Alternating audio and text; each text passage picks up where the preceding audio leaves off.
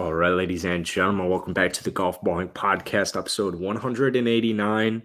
Joined here with my buddy Nick, co-host Nick. And I want to get through something real quick. So we're live on YouTube. By the way, we're live weekly on YouTube. Go check out the Golfballing YouTube channel. We have a lovely guest on later in today's episode, Melanie Bayless. Skip Bayless, his daughter. Skip Bayless. No. So we have a Division I women's golfer. And she was great. I think it gave me a little dose of I think it was a reality check because Nick and I are doing guests on every episode now. Mm-hmm. Now that we're doing once a week and Sean's gone. So Who? we had Rich. We had Rich from Gas House last week, and he was freaking dope. It felt like we were talking to one of the boys. But the podcast, we hadn't done a guest in so long since Taylor Champ. And I got cocky with Rich, and I was like, yeah, I mean, I do this all the time. And I was not prepared for Melanie's interview, so I apologize. But if you're an OG Golfballing fan, like you've listened to most of our 189 episodes or like any of the interviews from the early – if you listen to Golfballing at the early days, you're going to absolutely love this freaking podcast. Yeah. I mean, you're going to love it. And they're great interviews. I think the awkwardness in the beginning, or like I guess just us not knowing how to talk to women, I think that really comes off strong. No, because Taylor was so we got started only talking to like women golfers because they were the ones responding back to DM saying like, I'd love to come on the show. Like New Lady Golfer, Alexis Fox. This one, I know you weren't on the Alexa Pano and Paris Helinski. So imagine, it's not like the interview with Melanie was bad. It just started. I need to figure my shit out as far as like introducing. Actually though, I got very humbled, and this, I know no one's listened to it, but like imagine this one, but like worse than 100. That was the Helinski Pano podcast. Like I wish I could have even been. Yeah, like I wish it was live just to serve as like a humbler, because that was a bad. I don't think we want to get good at podcasts. I kind of agree. I actually like that take. Yeah, I don't think getting better at interviews is going to help us in the long run to grow as well. So I think we have to keep. I think every interview that comes on, we just need to make it as awkward as possible, especially if they have no idea what's going on. I think that would be kind of funny. Let us know in the comments if you want to see us in that way, because I think it would be cool. If for some reason Melanie's listening to the beginning of this episode, I made the best TikTok in the world. So for our listeners, something happens in the very end of the episode. And I feel like if you've been listening to the Golfballing podcast for a while, like you'll know immediately. It's at the end. And I made a TikTok on it because that's like something like I made it as an inside joke with Nick and I. Yeah. And I really, really, really want to post it. And I think I'm going to post it. It's just like the funniest. Like I want it to be like a promotion for her podcast episode, but she's not in the TikTok, so it doesn't make too much sense. But I don't know. What do you think? Nick was like, don't post it. Before he saw the video, he was like, no. Well, before I thought it was going to be different, but no, I think you should post it. I think it's one of the best videos I've ever made as far as inside jokes go. No, it is. Like, again, If I don't end up posting it and Melanie doesn't reach out or whatever, like if Ryan Lipson and Doug Cuff are listening to like guys like you, like shoot me a DM on whatever and I'll send it to you because it's the funniest thing in the world. But anyways, I was just telling Nick before this episode, now that Sean's gone, the dynamic is just completely different. Yeah. Like it's completely different. And I don't really like talking professional golf. So I want to get back to being narcissists beforehand, and then at the end going into the professional golf aspect. But I want to hear people. We're basically like Bryson. We're like, I'm like a mad scientist right now. Nick and I are like mad scientists. We're just experimenting. We're trying new theories and equations. I'm like, there's my He's whole Batman, I'm Robin. You know my what I whole mean? wall is just filled with equations of different algorithms and all that. So yeah, I'm gonna be asking some of the OGs what they think about this episode. So we're gonna save the live talk. What? Oh, I was trying to point to you, but like on my camera, I pointed this way, which would have been because I'm dyslexic. Yeah, we'll get that on your bingo card. We need to we'll make a save the Golfballing live talk. bingo card. Yeah, that'd be pretty cool. Yeah. Yeah. But I'm good with not talking about LIV and the PGA Tour because it's kind of like it's just not how the podcast was founded. Yeah. And the tough We're trying part to is get back I to don't LIV. even have golf. I don't have Golf Channel. I can't even talk about the John Deere if I wanted to. And I feel like what really carried our tour talk was Sean because he's like You could avid just golf fan. Yeah, you could use my Hulu login and watch the Golf Channel, but Yeah, that is a lot of work. Yeah. To be honest with you, Sean, I still have Sean's Hulu, and the fact I still do, I mean, Sean's an OG, Sean's a beast. Still let me have his Hulu as well, so I don't want to dishonor him in any way. Okay. And I'll take not watching golf in order to appreciate Sean's friendship and his nice remarks to me, although he'll never listen to this episode. Nope. Not even 1 second of it. Nope. Not even 1 second. That's good. So you play any golf this week? I know you played golf this week because weren't you supposed to be playing golf today? Remember we were talking to John no, like today, Monday night, and he's like, I guess yesterday would have been the championship match. Today would have been. So yeah, I played in the CDGAM. If you want to go check out the live scoring, it's up. I didn't. Yeah, wait. What do I look in? Well, I'll pull it up on the screen. What do I look in? CDGA. I think you just go to the CDJ.com, go to the tournaments, go to the CDGAM. Are we gonna Canadian Dog Judge Association? What? Chicago the District CDGA, Golf. The Canadian Dog Judges Association. Jesus fucking Christ. Chicago District Golf Association. It's there we go. It didn't go my way. I struggled. You know what? Actually, I hit the ball well.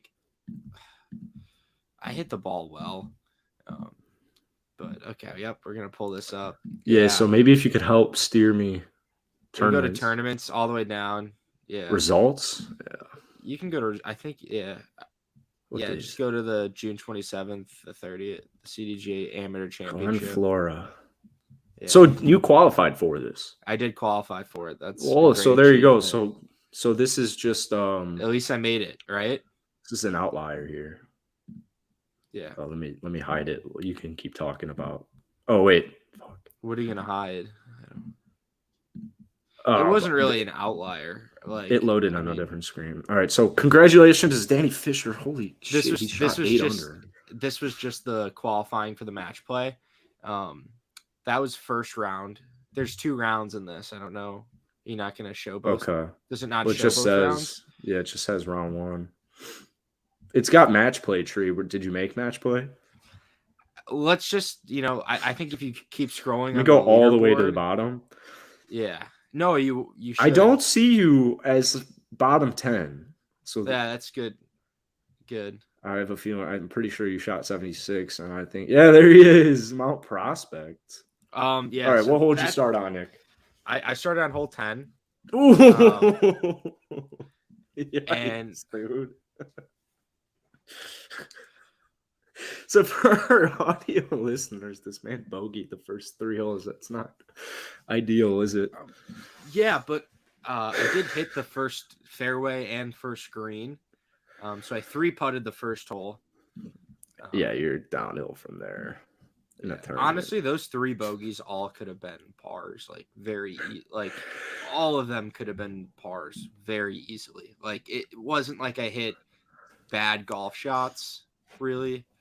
This looks like a Rory McIlroy major, first round.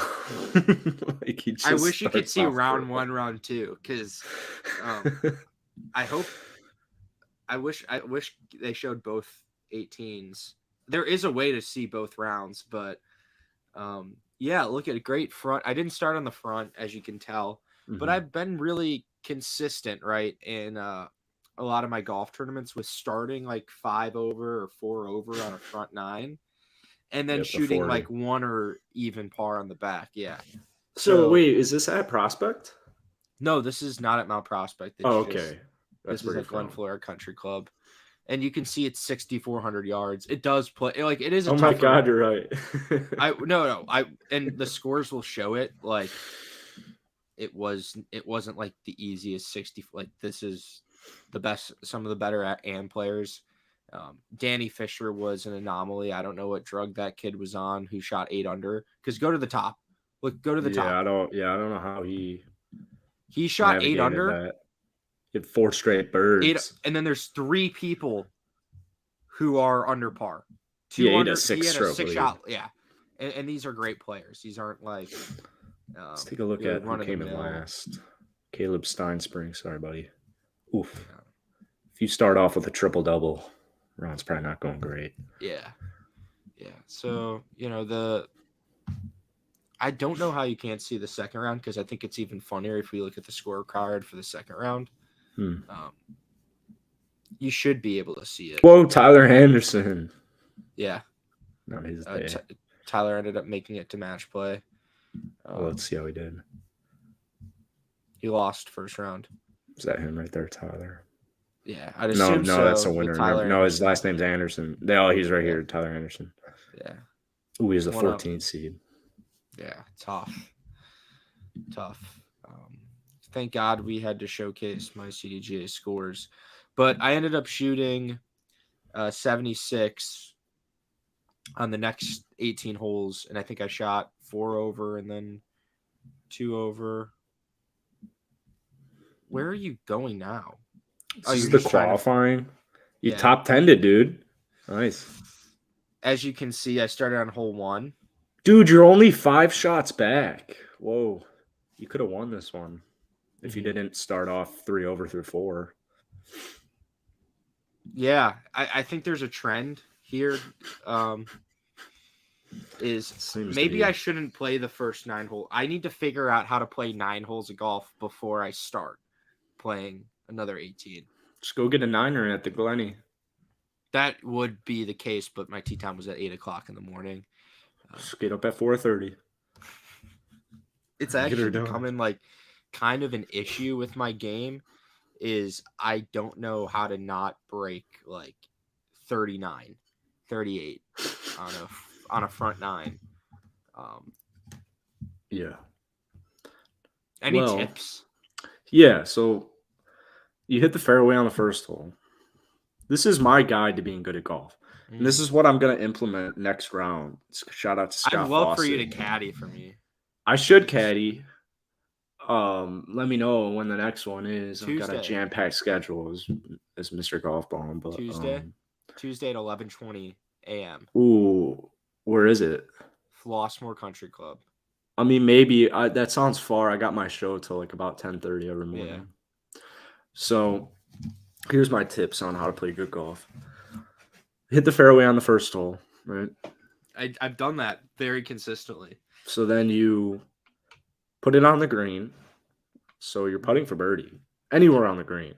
Yeah. And then you lag putt it and you tap it in and then you make par. And then you do that for the next 2 holes. And then you are even through 3 instead of 2 over.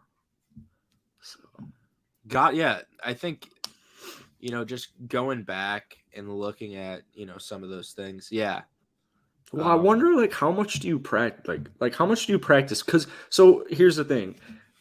On Golfballing today, I posted this video and I'll play it out loud because I posted this for you and I was going to make the caption anytime I golf with Nick, but I didn't think anyone would get it.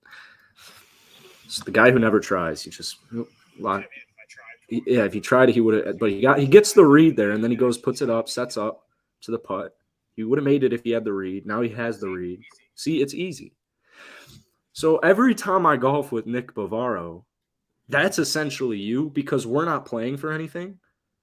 So I would imagine if you are practice, you're not, I guess that's not practice, but like I have a hard time believing you or that you, every time you practice and play around a golf, that you actually put every single thing out and you actually put effort into finishing your putts. For the most part, I do. Okay. I'd say I normally like anything inside like 2 feet. I'll give myself like like one and a half, like 1 foot, 2 feet. I'm not missing 2 footers for the most part. It depends. In like, the tournaments. In the tournaments, no, that's not really where I'm like missing putts. No, I normally, depending on pace of play and stuff, like I'm not going to be grinding out a foot putt when I'm playing with other people. If I'm playing by myself, I'm always finishing.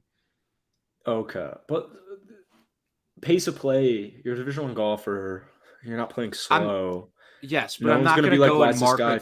I'm not going to go mark a 2-foot putt playing in a group for the most, depending on like the group. And sometimes guys will... I understand what you're saying. I just, because I'm not good at golf like that, so I don't like, you practice the way you play.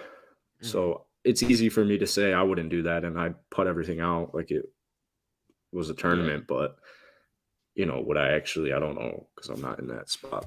I think you should hire me at least to be a sports psychologist. Yeah, I'd love for you to be on the bag for that. I do have schooling. I went to Loyola Chicago. I have a degree in advertising. Almost minored in religion. Yeah, if anybody has tips on how to break 40 on the front nine, I'd greatly send them my way. Send them my way. It doesn't matter how long the course is. Breaking 40 is a tough task for me when I'm in a tournament. Yeah. And then I think you should hire me as your golf coach.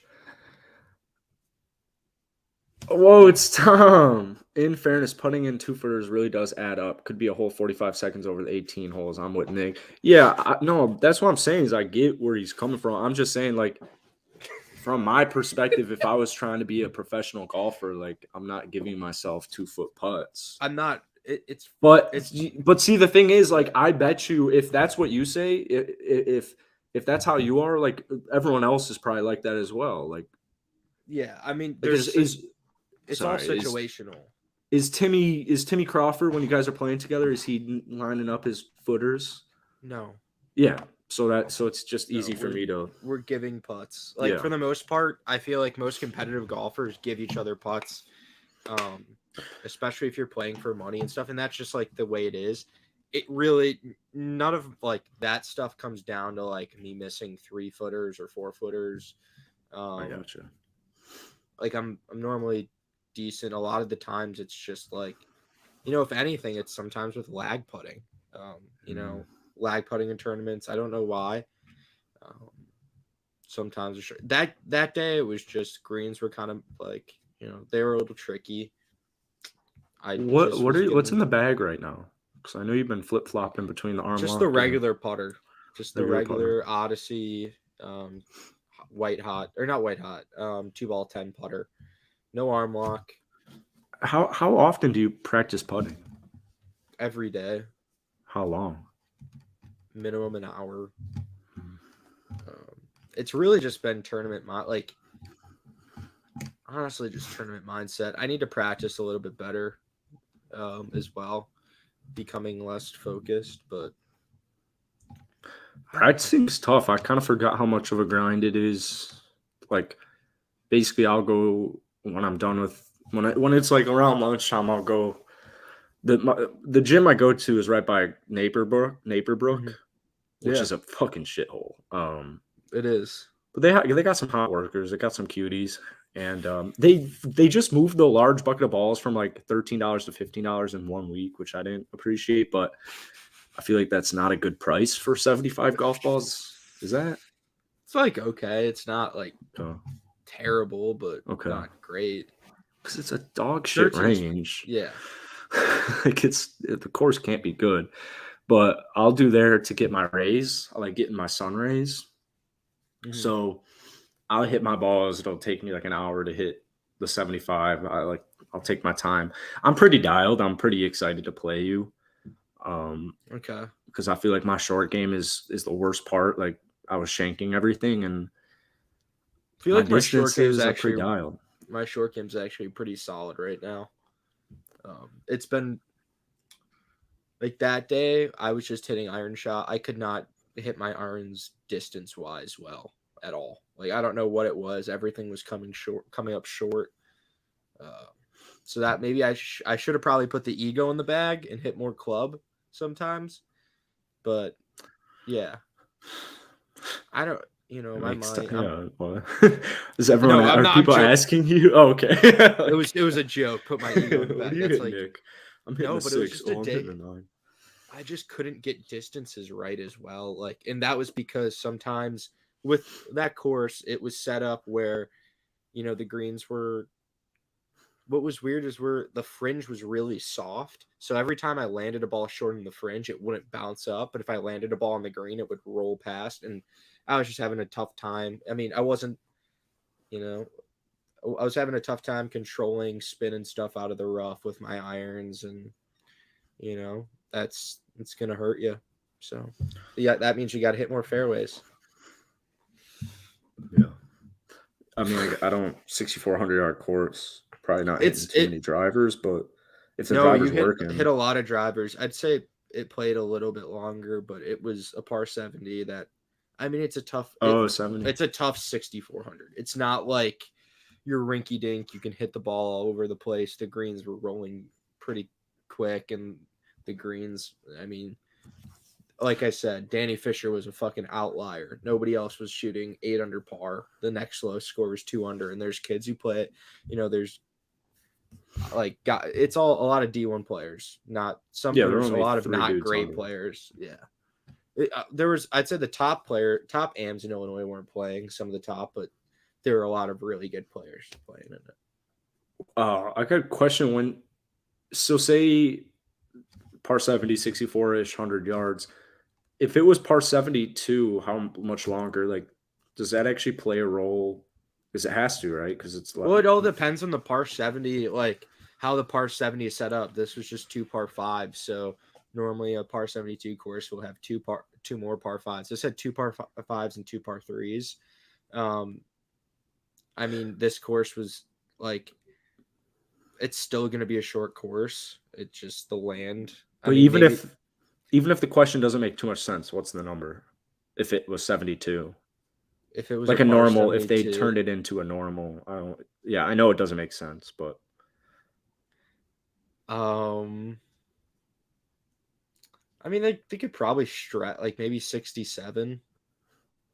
I don't know, 66. I mean, they'd have to add 2 par 3s and then make 2. I don't know. It's again, it was 6,400 yards. It should have been an easy. Just some stupid mistakes. Wish I could take things back, go back, and especially DJ and Ortiz. Yeah, we got Nur in here saying DJ and Ortiz looking good. When I turned it off to do this pod, DJ was killing it. I mean, he was absolutely killing it. What are your thoughts on LIV? I watched it yesterday. I thought it was terrible. I saw a little bit of it, and I was just I guess I don't like golf too much in general. Today actually wasn't that much worse. I feel like this is kind of something I remember about the first event was like the first day was kind of cool because it was the premiere. The second day was pretty boring. And then the third day was pretty cool because it was the finale. So I have a feeling that I didn't mind today. I can't compare it to the John Deere because I don't have Golf Channel. Can't watch the John Deere till tomorrow. Well, the John Deere, I don't know if there's a player inside the top 25 playing in it right now because Berger dropped out. So yeah, people just keep comparing the two events. I just think tomorrow is going to be a lot better of a day. Who's leading LIV? I don't even know. DJ, last I saw, it was DJ and Carlos Ortiz right behind him. So DJ and Ortiz. That would make sense. I thought they were talking about like us being DJ and Ortiz. I was like, I don't know who DJ and Ortiz are, but that makes a lot more sense. The thing with LIV right now, it's just like I don't know how to check the leaderboard. There isn't really a way to do that. Ooh, Shane Lowry birdieing his last 4 holes to make the cut. Do you see the Scottish Open banned LIV golfers? Yeah. So lame. Is the Scottish Open a tour event? DP. I think it's part of the DP World Tour. Double penetration. I didn't even know the Irish Open was going on right now. Is Rory playing in that? I would imagine he's playing in it, and I would imagine he's leading it. I don't think he's playing in it. Is that like a bed and breakfast with his wife? Unless Rory's not on the leaderboard because I don't see him. Because he owns that country in golf. It's kind of tough that he's not playing in it. I feel like, how is he not actually though? Is a because he's British like next week? I know the British. The Scottish is next week. I know, but he's not Scottish. I know, but British. It's a big event. Yeah, I'd still play in the event that your country hosts. Well, he's from Northern Ireland, so maybe they just. Yeah, I don't think they like each other. So yeah, so. True, I don't know anything about Ireland. It's just a tough week for golf. I guess 4th of July, we pay more attention for that. I forgot the 4th of July weekend was coming up this quick too. Yeah, it's Monday. Yeah, like that's weird. Do people not have work on Monday and stuff? Probably not. I don't like that. I like when people have work and normal stuff that I do is not busy. Like I'm not going to go golf the next 3 days because it's a weekend, and now Monday's canceled. But I golfed this past Monday and it was completely dead because everyone's at work. Yeah, I don't like it. I think we need to get a working day for 7. They never line up the event. Oh, with his schedule. That's so bullshit. He doesn't want to play in the Irish Open. Oh, true. He did represent Ireland. Yeah, but I think that was more of like a sympathetic thing. Like Northern Ireland wasn't gonna. I don't know. I thought they bash. I thought Northern Ireland and Ireland hate each other. That's a question for Tom, as he had. Is that Liverpool? Let's pull up a map. I knew I liked Tom. We got a Liverpool fan here. Okay, I knew I liked Tom. Jeez. Whoa, we got a map of Ireland here on the screen. This will be the end. But I still don't get why is Northern Ireland its own thing if it's literally on the same fucking thing. That looks like the easiest golf hole ever. Like if it was North America, like if we had the tee and then Northern North America. What are you talking about? I'm saying if Ireland was like, if this was a hole, like that's a large ass fairway, and I'm assuming Northern Ireland's like the green. Like if this was a golf. Oh, really? Yeah. I'm putting the tee box like here, make it a little dog leg, go left or right. I mean, that's just a huge fairway, it looks like, in my opinion. A couple, like maybe a stream running through, but it makes like for a solid golf hole, I guess, you know. Honestly, I kind of like there's no clear tee box, but if you teed off from Northern UK. Oh, you're playing it that way. But the pin's in Cork. Okay. So you can either go over maybe the tee box is the northernest right tip of the UK, and you have to either pick, all right, we can hit it into England, maybe try and get it close to Wales, and then you have a shot in, but you have no green to work with. Mm-hmm. So I'd pull out an iron. I'd land in Northern Ireland. So we're saying the tee box is okay. Because you could you could even try to hit it in Isle of Man, right? Like you know what? Let's get Scotland in this. Okay. Let's say the tee box is Inverness, Scotland, right here. So you have to clear some water here to get it into Northern Ireland. What do we think the carry is? Like, is it a forced carry? Because now we're making probably a couple thousand miles. Yeah, but like realistically, this is a golf. It's going to be scaled down. So, I kind of like it as like a short 360 par 4. I like that. Yeah, maybe like it's 220 to carry. Yeah, so you see like you could knock it into Birmingham. It really honestly just depends on where the pin is for the day, because you could land it in Birmingham, but if the pin's in Limerick, that's a fine choice. Or if you want to get risky, you can land it in Northern Ireland, try and poke it up there on a bordering, maybe like Cavan or Birmingham. I know from the Peaky Blinders. I love that show. So that's kind of cool. Really? Yeah. Hey, gay fucking blind ass. One of my buddies is from Birmingham. Really? He must be a dog then, because there are dogs in Birmingham. Really? Yeah. Some good blokes out there. Good blokes. So, all right, this wraps up us talking. We're gonna get Melanie on here now, and to be honest with you, I did not re-listen to it because I wasn't very pleased with how it went. So, it's gonna be good. Yeah. Thanks for listening. Thanks for chatting, Tom. Yeah, thank you for listening to our little podcast, and yeah, we'll kind of see in the future. See, next week. Next week's a special week for me.